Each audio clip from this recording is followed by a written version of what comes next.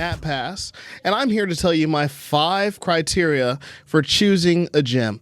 Maybe you just finally figured out, I want to learn this particular martial art. Well, the next big factor that you've got to consider is, where am I going to train? Where am I going to learn? Where am I going to get the tutelage in order to be proficient in this art at some point in my life? Well, here's my 5. Number 1, is the gym clean? The last thing you want to do is walk into a gym and everybody's got ringworm, they've got weird funguses, they smell bad, nobody's washing their gis, and the mats just look grimy, grody, there's hair stuck to them. No. What you want is a gym that has an active policy for cleaning their equipment, cleaning the mats, keeping everything clean. They encourage a culture amongst the guys in the gym that they're not walking in the bathroom with their shoes, then walking across the mat where your face is going to be smashed in right next to who knows what he just stepped on in the bathroom. You don't want that when you're training. You want a clean place. Is a huge factor. It's going to keep you healthy, keep you away from infections and diseases that you could pick up on the mats. Clean gyms. Number 2, lineage. Who did the coaches at that gym train from? Who did they learn from? Who the main professor? Who was his lineage from? There's some younger martial arts like BJJ, which I'm heavily involved in, that you can trace the lineage back really easily. Why? Because it's only been a short amount of time so you can go back 3 people and hit Brazil, 2 people and hit Brazil. But where are they learning from? There's a guy who I love called McDojo Life. He has a great channel.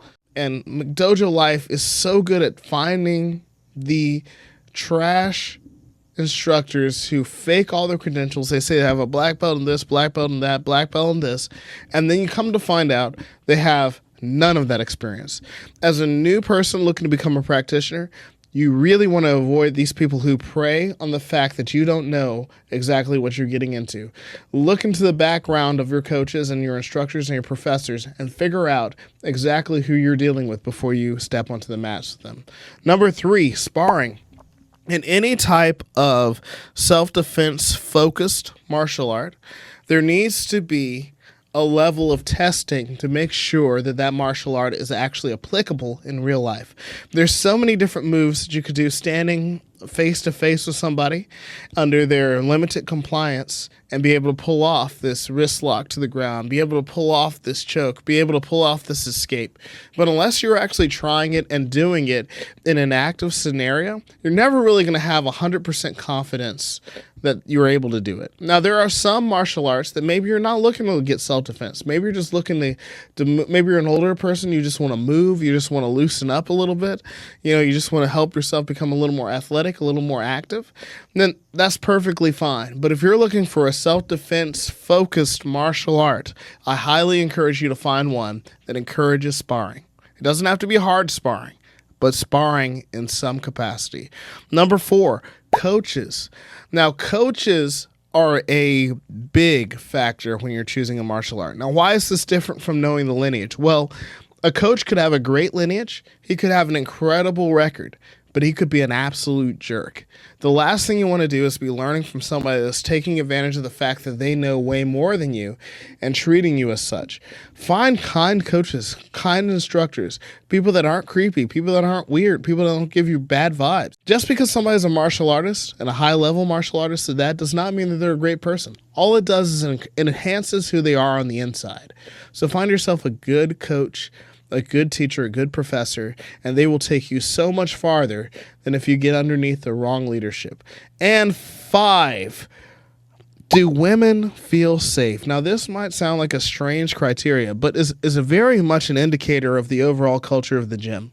Are there creepy coaches? Are there creepy people in the gym that are taking advantage of the fact that they have this kind of physical contact activity going on here?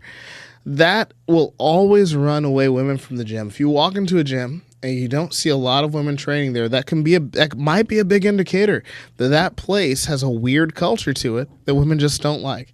And if you're looking for a place to bring your family, to bring your kids, your wife, and y'all all want to train together, this is really very much something you might want to consider before you start training at that gym. How do people feel when they're there. The good thing is all 5 of these criteria are right there on the MatPass site.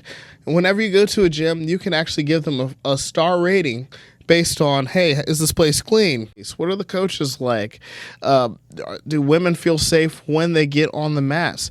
All these things you can actually fill out with a star rating on the app itself, which is great because now you're making life easier for the next person that wants to go in and figure out a place for them to train.